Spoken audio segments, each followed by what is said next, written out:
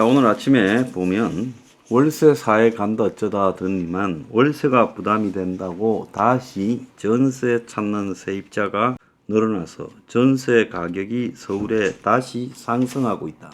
규제 완화에 강남 집값 꿈틀 19개월 만에 최대 상승. 시세보다 비싸진 공공분양. 그래서 사전 청약 당첨 포기 속출. 1년 새 아파트 가격이 하락해서 공공분양 가격이 아파트 시세보다도 웃돌고 있다. 이런 이야기까지 나오고 있습니다. 청약 당첨자가 10명 중 7명이 계약을 포기한 데도 있다. 이렇게 이야기가 나오고 있어요. 어제 제가 간단히 언급했지만 한국의 가계빚이 글로벌 1등, 2등, 3등을 싹쓸이했다. 금은 동메달을 각종 이 부채 대에서 다 땄다. 그래서 아주 창피한 일이다. 정부가 너무 부채를 풀어준 거 아니냐. 지금 이런 비판 기사가 나오고 있습니다. 가계 대출이 1062조로 사상 최대인데 규제가 풀리자 다시 급속도로 늘어나는데 빚 부담 증가 속도 주요국 1위. 그래서 DSR이나 LTV를 다시 조아들어야 된다. 이런 이야기를 하고 있습니다. 자, 그래서 국제금융협회가 세계 부채 모니터에서 한국의 가계부채 비율을요, GDP 대비 가계부채 비율을 34개국 중에서 유일하게 100%를 넘어선 1위 나라라고 했어요. 세계 주요 34개국을 해보니까 한국이 GDP 100%가 넘는 가계부채 1위 국가라는 거예요. 자, 여기에는 당연히요, 코로나 당시 저금리에 따른 부동산 주식 비투 열풍으로 2020년 3분기에 100%를 넘었었다는 겁니다. 자, 한국은행이 이건 한국에서 주요 43개국을 대상으로 발표한 보고서에 한국의 GDP 대비 가계부채 비율이 그건 또 105%로 스위스, 호주에 이어 3등을 했어요. 한국에서 조사한 데는 3등을 했습니다. 이건 또 외국의 국제결제은행 조사에 따르면 한국의 가계 부분 총부채 원리금 상환 비율 DSR이 주요 17개국 중에 2등을 했습니다. 그래서 한국이 지금 부채와 관련해서 세계의 주요한 조사에서 1, 2, 3위를 다 차지하고 있다는 것은 그만큼 한국의 부채가 심각한 상황에 와 있다는 걸 의미하는 거죠. 자, 이 와중에 지금 겁도 없이 잔뜩 여기저기 돈을 풀어댄 새마을금고 박차훈 회장이 또 재차 자택에 압수수색을 당했어요. 어제요. 서울 동부지검이 새마을금고 중앙회 박차훈 회장 자택과 새마을금고 중앙회에 대해서 압수수색을 했어요. 4월 27일에도 하고 또 지난 8일에는 박 회장 자택과 사무실을 하고 이번에 또 했어요. 끝도 없이 지금 압수수색이 진행되고 있는 이유는 뭐겠습니까? 자, 그래서 새마을금고에 이어서 정권사도 부실이 터지나 해서 어제 금감원이 긴급회의를 소집했다는 거예요. 10개 정권사 최고 리스크 관리 책임자들을 금감원이 소집을 해서 그래서 지금 정권사 부채 문제가 심각하니 해소할 수 없다고 판단되는 부실 채권은 조속히 상각하거나 매각해서 정리하라. 신속하게. 정부의 지시가 그거예요. 그런데 아니 받을 수 없는 부채가 생겼으면 손실이 발생한 건데 이 손실을 갖다가 어떻게 감춰요? 손실은 그냥 손실대로 처리할 수밖에 없는 거죠. 그 손실을 신속히 처리를 해버리라고 하는 거는 손실은 연말에 가서 손실 처리해서 회계에 반영해야 되는 것이지 손실을 드러내라고 한다고. 그래서 정권사의 이 부채 그야말로 이 부채 부분에서 문제가 되는 거 받을 수 없는 거를 드러내버려서 연체율을 낮춰라는 거 아니에요. 정권사 연체율이 지금 부동산 PF에서 16%까지 가고 있잖아요. 그러니까 그걸 갖다가 지금 감춰버리라고 그렇게 말하는 거는 누구를 위한 겁니까? 정권사를 위한 겁니까? 국민을 위한 겁니까? 대통령실을 위한 겁니까? 총선을 위한 거예요? 말도 안 되는 짓거리를 하고 있다는 거예요.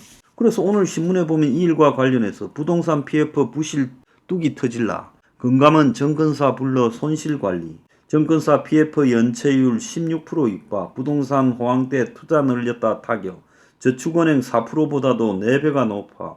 금감원 부실 우려. PF 정리하라. 문제가 없다고 해놓고 관리가 가능하다고 말한 게 얼마 전의 이야기잖아요.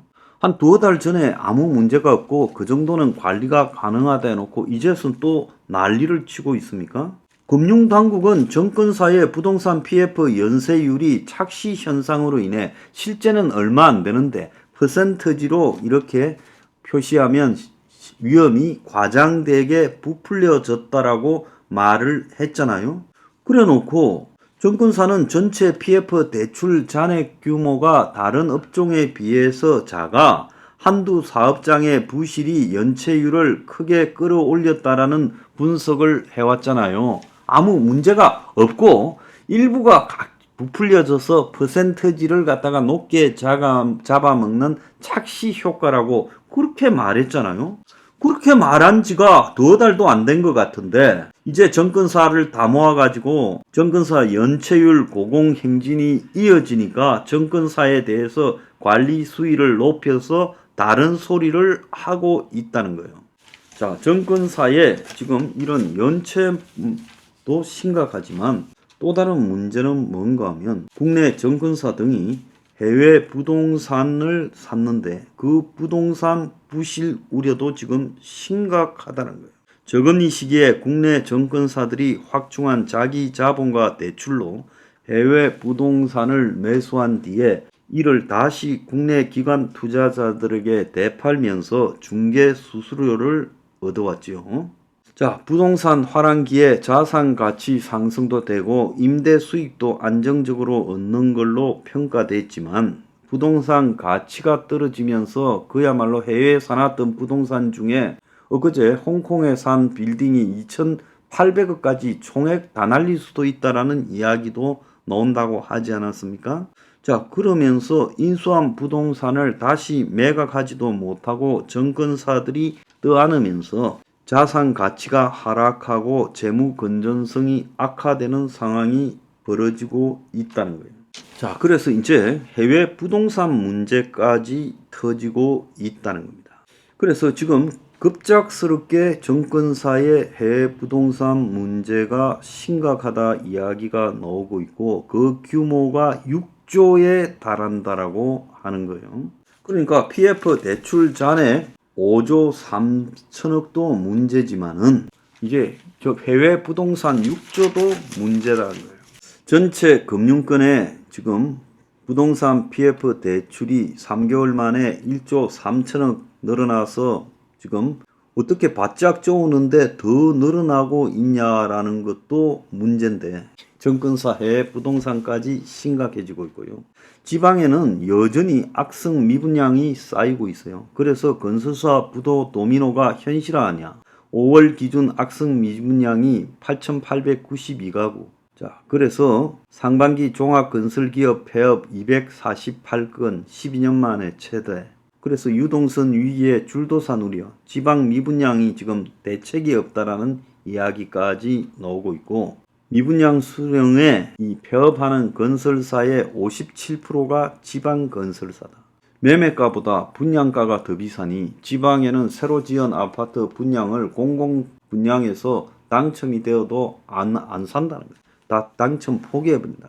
그래서 전남, 전북, 부산, 충남 선 31곳이 폐업했어요. 올 상반기 폐업 신고한 건설사 1794개 가운데 절반 이상인 57.5%가 지방이다라고 이야기를 하고 있어요. 제가 며칠 전에도 한번 이야기했지만 주택산업연구원에서 미분양 10만호 이상이 추정이 되고 정부 발표와는 달리 건설 2금융권의 연쇄 부도가 우려된다고 했죠. 자, 다시 처음으로 돌아가면 지금 여의도의 정권가에는 올 것이 왔다. 해외 부동산 리스크가 현실화되는데 다 발발 떨고 있다는 거예요. 이제 정권사의 5조 3천억의 부동산 PF 부실도 문제지만은 6조의 해외 부동산 투자도 지금 차례대로 부실화되고 있어서 난리가 났다는 겁니다.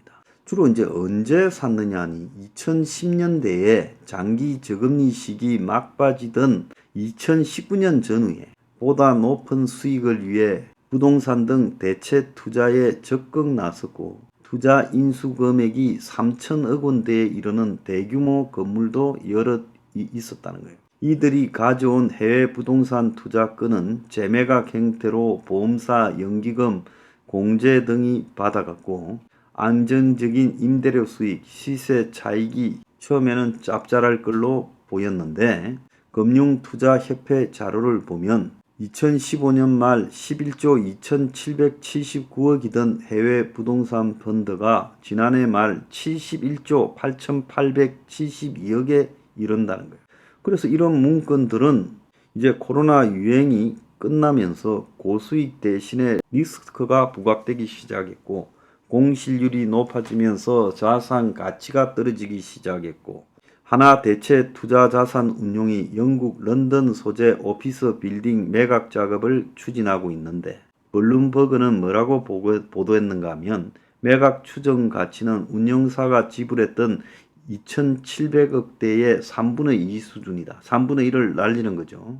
이지스 자산 운용이 공모펀드에 편입했던 독일 트리아논 빌딩 인수금액이 3,700억인데 자, 이것도 지금 주요 임차인이 계약 연장을 하지 않으면서 이미 매각을 해야 될 상황인데 주식 채권과 같은 전통 자산과는 달리 이 빌딩 같은 대체 투자 물건 중에는 금리 상승 이후 가치 재평가건이 안 돼서 골마가는 것들이 쌓여 있다는 거예요. 그래서 이거는 증권사뿐만 아니라 이 자산운용사의 펀드 또 보험회사까지도 지금 이런 빌딩들을 샀는데 삼성생명이 3월 말까지 231억 손실, ABL생명이 127억 손실. 그래서 손실 규모가 해외 부동산 투자에서 급격히 국내로 이동되고 있다는 거예요. 펀드가 지금 72조라는 겁니다. 참말로 보통 문제가 아닙니다.